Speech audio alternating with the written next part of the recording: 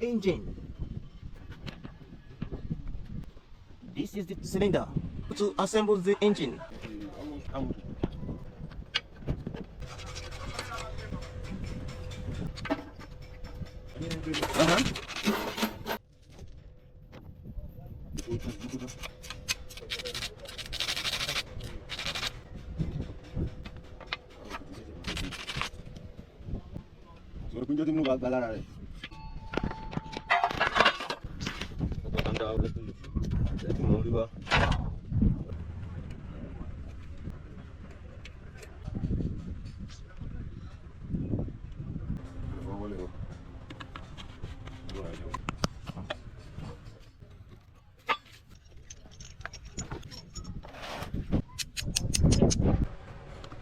Comment te cloche, tu vas passer les cloches.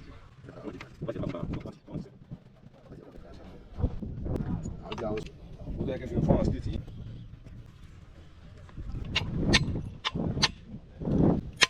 Oh, ça se coûte pas.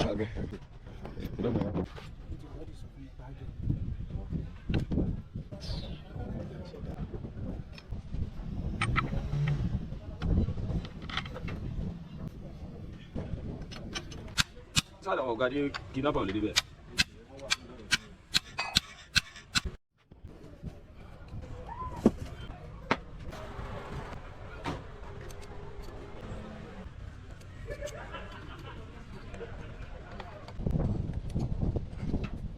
Yeah.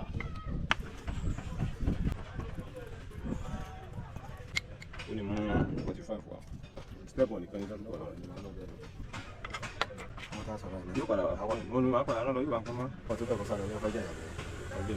ọmọ ya olóṣèlú àwọn ìlànà tí wọn bí lóye.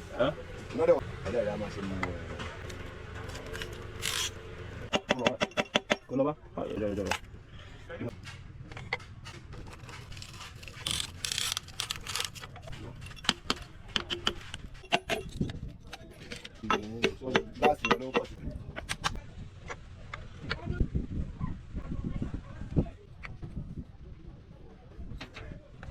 olórí o ní èmi náà rí o ní sọ́ọ̀lì ló sọ. asáàmà ní sínú ọ̀kadì ní jíùsì fún mú ní àbá. ká dísútọ̀ ló fa ní díẹ̀ fún àgbà yẹn wàhálà dísútọ̀ ló lọ.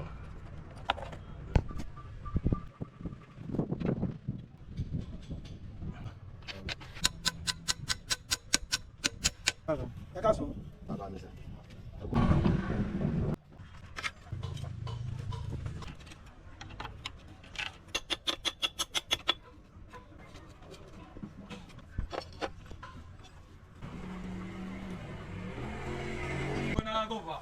Na kazi, ama shwari na hii.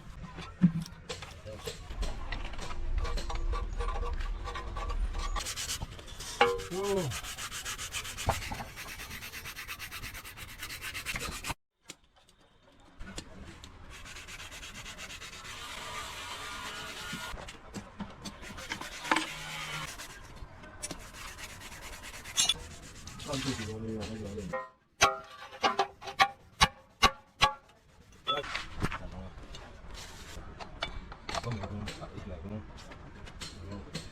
Dia ulu bikin sama bicara lah.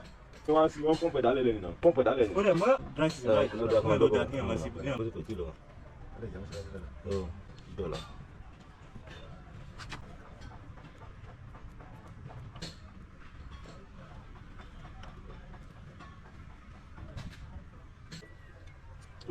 Orang mana?